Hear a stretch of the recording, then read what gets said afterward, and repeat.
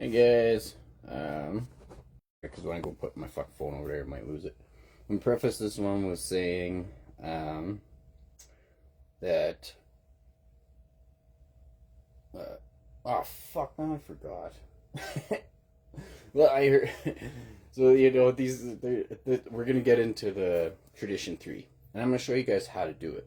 I'm gonna show you guys how to find truth fucking instantly. Like, you don't need me to do this. It has to be me, because nobody wants the world to know this, because the cognitive dissonance in human brains don't want to know the truth once they believe a prepackaged set of ideas, and or the narcissistic agenda behind the financial agenda, the narcissistic agenda, the lack of give a fuck, that you guys just, you don't care about people, so you pretend to care about recovery. You go to those rooms every day of your life to pretend to care about something that you really don't give a fuck about. It's a selfish program, I guess, right? So every day going to those rooms to stand up in front of a group of people to act as if you know better than them about something you really don't give a fuck about is a level of brainness that I didn't know humans were capable of. Yeah, and yeah, I heard another person fucking with the whole God thing, like that. This person said, before coming to AA, I was an atheist or I didn't believe in God, and I was a science person. It's like, you weren't a fucking science person, because anybody who's interested in like the universe and stuff, they don't say I'm a science person. What that tells me is you were an ignorant person, ignorant to everything: spirituality, the universe, collective consciousness.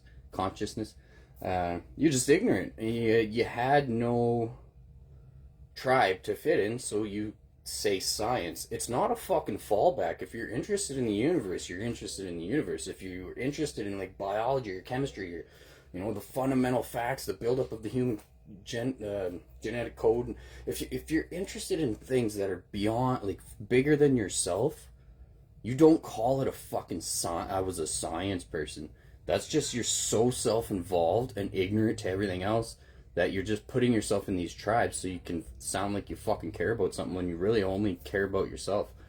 So I'm venturing out. I'm finding, like, because my skills in content creation and my skills in, like, my minor or my novice skills in web development and fucking all that stuff, but my passion for AI. So I'm just gonna start going to these events that is like entrepreneurs collaborating, because I wanna be a part of something bigger than myself. And going to rooms to collect with narcissists that do nothing but talk about themselves and convince people to be selfish pieces of shit is just not sustainable for me. So there's nothing, like, I'm gonna go to one tonight probably, but there's just, I'm there for different reasons now. I'm there to save recovery. I'm not there to participate in it. So I'm going there to listen to your bullshit, really, and fucking just keep becoming more and more aware of your toxic behaviors. Anyways, you can make change though. Like, I know I'm cutting everybody down, but fuck, you drive me nuts. So let's get into tradition 3, and I'm gonna show you exactly how you guys can fucking discover it yourself in all the traditions. But you have to care about something. You have to care about something other than yourself, and you have to have drive to want to get outside of self. It was the structure of recovery. That's what it was, or none of it would be there. It's not designed to make selfish idiots, but that is a treatment center narrative. So, like, you guys, you're just victims to it, and it's taught you to be assholes, taught you to be selfish, but then claim spiritual praise and fucking act as if you're this fucking, what is it, God-centered guru fucking. Oh, the narcissism that to rape something like God into a selfish ideology is so fucked up. Anyways, I digress, eh? This is tradition 3, guys. Fuck. People aren't gonna want to watch it after I just hammer you just for fucking half an hour. But whatever, it is what it is. So I'm gonna show you how to fucking look it up yourself. Okay, so download Grok AI. When you download Grok AI, it's the max truth seeking fucking AI, as of right now, things might change, but right now it's max truth seeking. And I say things might change because America is. Anyways, I'm not getting into that. And this is I'll say exactly what I'm asking it, and then I'll show you. And my Grok AI, like I have it custom structured to be even more max truth seeking, and but also not to believe like a bias or anything, to be like a deep thinker, get outside of self, or not get outside of self. It's first principles thinking. Is like it doesn't go into it with any sort of bias on the topic. It's first principles. So my grok is even more factual dependent, I guess. All right, so we are doing the Traditions 3 video now.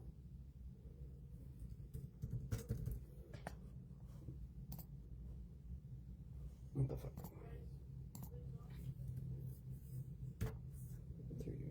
Now, can you look up and how did I word it before? It was pretty good.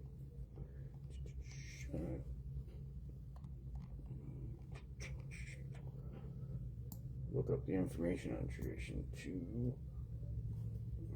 I'm just gonna do that one again. Can you look up the information on Tradition 3 now, please? The need, and then period. The need for it in the first place, the actual structure and reasoning for its implementation in the early days when it was created, and the need for it today. Also, what could happen when we don't follow this tradition in AA today.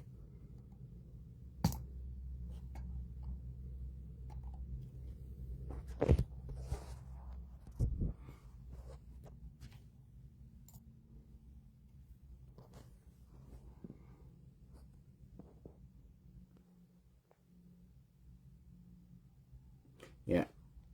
So while it does that, mine's gonna search a lot. Like mine'll deep think a lot more than most because of the way I got it structured and how I make it be to the point and be logistical and like very literal. And when you turn on the voice mode, though, it for some reason you can't really make the voice mode.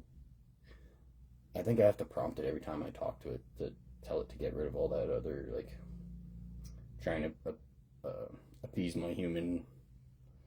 You know, it's trying to make me feel comfortable when it's talking to me, so it'll say stupid filler words and shit that drive me nuts. But it's probably because I say filler words, and I know my filler words have turned into swears, and I've been trying to work on that. But because when I watch my shit back, it's the filler words are swears. I used to say like a lot, and now my filler words are swears. I get it. It's probably I could probably assess like my emotional state just by my filler words. Anyways, okay, so here we go. Tradition 3 overview. So I'll give you, before I read any of this, I'll give you my take on what Tradition 3 is, and we'll read it right out of the book actually, real quick. Page 563. Contrary to popular belief, the traditions are in the big book. They're not fucking 12 and 12 retard judgments. Anyways, alright, so long form, page 563. Our membership ought to include all who suffer from alcoholism, hence we may refuse none who wish to recover, nor ought AA membership ever depend upon money or conformity. Any 2 or 3 alcoholics gathered together for sobriety may call themselves an AA group, provided that as a group they have no other affiliation. So my take, even before we go into reading that, is Tradition 3 is it's the group structure. The traditions are for the home group. It's the group structure. It's 12 rules that the meetings needed that they didn't have prior to those meetings coming about. So what they are is a trial and error experience that they needed to fucking fix some toxic behaviors that were happening in the rooms. And without those traditions, these toxic behaviors can't come back. Like, it's what it is today. Anyways, so Tradition 3 is the only requirement for membership is a desire to stop drinking. That means the only requirement to sign up to a home group is a desire to stop drinking. The reasoning for that would be in the early days of AA, all the meetings started deciding who can be in their home group. They started not letting black people in. They didn't want women in. Like in many meetings in the early days, that if you weren't a straight white male, you weren't signing up to their home group. Even after Bill W. made everybody like say this is all fucking inclusive. Anybody who wants to be in a meeting can be in a fucking meeting. That's what, the open meetings. They've come up with closed meetings after a while if you want to just alcoholics.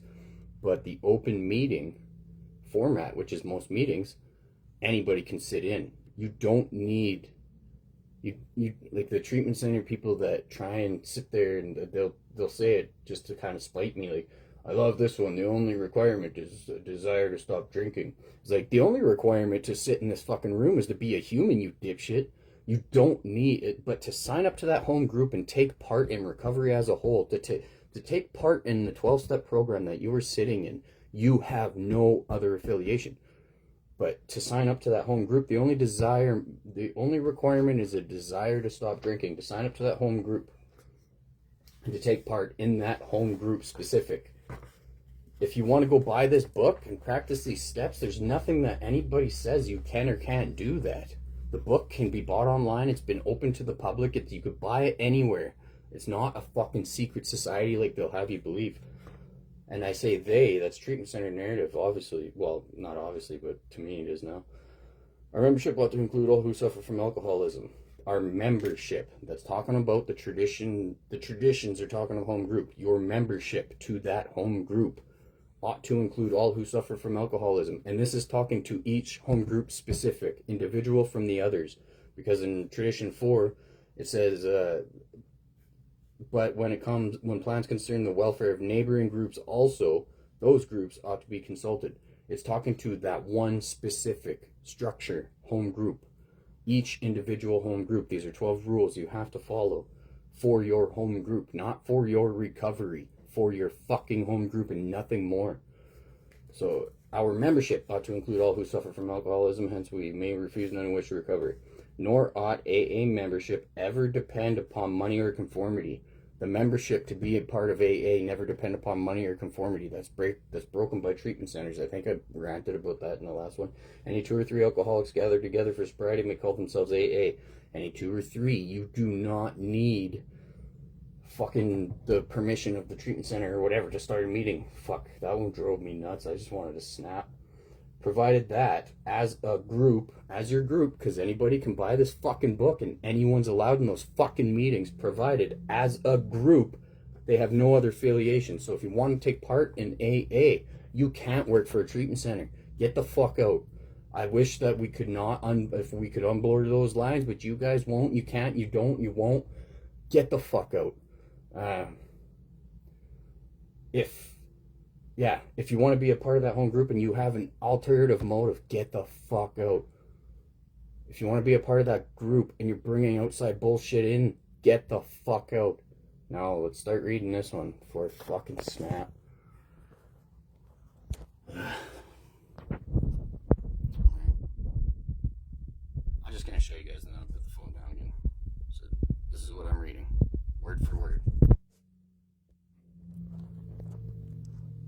Now, I don't know if it's going to sound anything like what I just said, but it's going to be close. At least it's going to relate to it. Tradition, overview, and text. Tradition 3 of Alcoholics Anonymous states in short form. Oh, okay, we don't need to read that one. Historical development in AA's early years. Tradition 3, like the others, developed from AA's experience in the late 1930s and 1940s as the fellowship expanded from a small group to thousands of members. Founded in 1935, AA initially drew from the Oxford Group's principles, but soon faced issues with membership criteria as groups grew. As saying the Oxford Group principles, he adopted the idea. When Bill W. first got sober, this dude from Oxford Group explained to him that people get sober, and he wanted to capitalize on where they were failing, so he created AA. They created AA. So don't get that misunderstood. Oxford Group had fucking nothing to do with AA. Now, by the early 1940s, groups experimented with rules excluding certain individuals. such as atheists, homosexuals. Oh, shit. Okay, well, this is really getting into it. All right. By the early 1940s, groups experimented with rules excluding certain individuals such as atheists, homosexuals, inmates, or those with additional issues like drug addiction or mental health problems. Bill W. first addressed this in 1946. The Grapevine article titled, Who is a Member of Alcoholics Anonymous?, which became the basis of Tradition 3. It was redefined through group feedback and published in the Grapevine from 1947-1948, then formally adopted at the 1950 International Convention in Cleveland. So it's explaining their need. Like, that is, if you want to sign up and be a part of that home group, certain groups experimented with rules excluding certain individuals. If you want to sign up to the home group, you couldn't be a homosexual, you couldn't be an addict, you couldn't be an inmate, you couldn't be an atheist.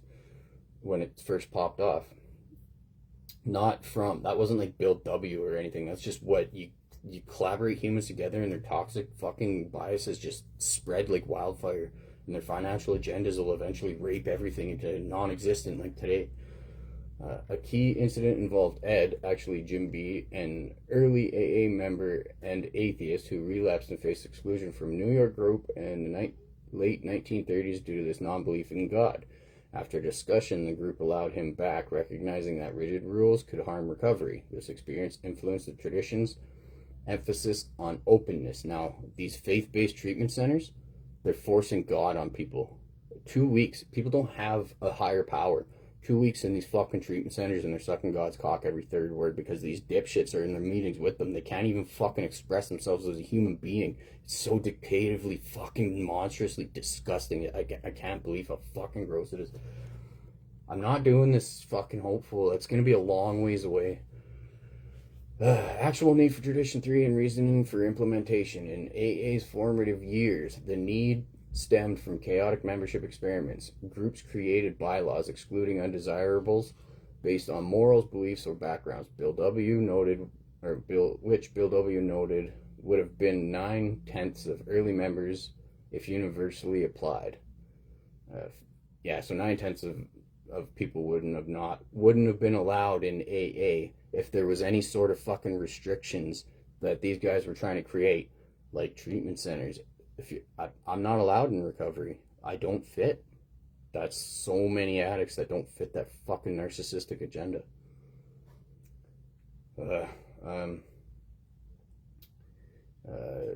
Fear of contamination led to intolerance. Rejecting atheists, slippers, those who relapsed, or non-peer alcoholics, threatening unity and growth. Yeah, so treatment centers obviously kick out people who fucking relapse. Those treatment centers will obviously not let an atheist stick around. I've proven that a few times. And I don't, whatever, do your spirituality. Just because I don't believe doesn't mean I don't think you believe. Although most of you, I know you're just bullshitting for your financial agenda, you sick fucks. Or non-peer alcoholics, threatening unity and growth. I'm guessing that means also drug addict. The reasoning was to eliminate barriers, ensuring AA's focus on helping alcoholics without judgment, money requirements, or conformity. It shifted from requiring full admission of alcoholism to a simple desire to stop drinking, promoting inclusivity while protecting the fellowship's primary purpose. Implementation involved abandoning failed rules, allowing any 2 or 3 alcoholics to form a group without affiliations, fostering humility and non-judgment. Without affiliations. Provided as a group you have no other affiliation. Today, Tradition 3 is vital for maintaining AA's accessibility amid over 2 million members worldwide, ensuring anyone with a desire to stop drinking. Oh shit, I don't know if that's blocking the fucking microphone. I hope it's not. Oh, I already did this much, might as well fucking plop her back in. Yeah, I should check into that shit. Ensuring anyone desire to stop drinking can join without exclusion based on identity, belief, or co-occurring issues. It counters modern challenges like societal division, court-mandated attendance, or diverse backgrounds, preserving unity in the program's integrity by embracing inclusivity that helps AA adapt to online meetings and global expansion while staying focused on recovery. Global expansion, you fucking losers. What could happen when we don't follow this tradition in AA today? Ignoring tradition 3 risks reverting to exclusionary practices leading to group splits, loss of unity, and failure to attract or retain members. Attract or retain members. Attract, you fucking losers. Attain members, you dipshits. Groups might judge based on beliefs, excluding atheists or non-traditionalists, causing intolerance, reduced attendance, or newcomers feeling unwelcome. This could dilute AA's message if non-alcoholics dominate, confusing real alcoholics and leading them to leave or relapse. Ultimately, it endangers lives by denying help, potentially causing the fellowship's decline as seen in early failed experiments. Anyway, I think supper's done. Yeah, I don't know. I can't be delivering a hopeful message when it's nothing but, like, the definition of narcissism is what recovery today is doing. And if you're not okay with their financial agenda, you're not allowed to be in there. If you're not okay with their dictation, you're not allowed to be in there. They're telling you to let go of control so they can fucking control you. The rooms are disgusting today.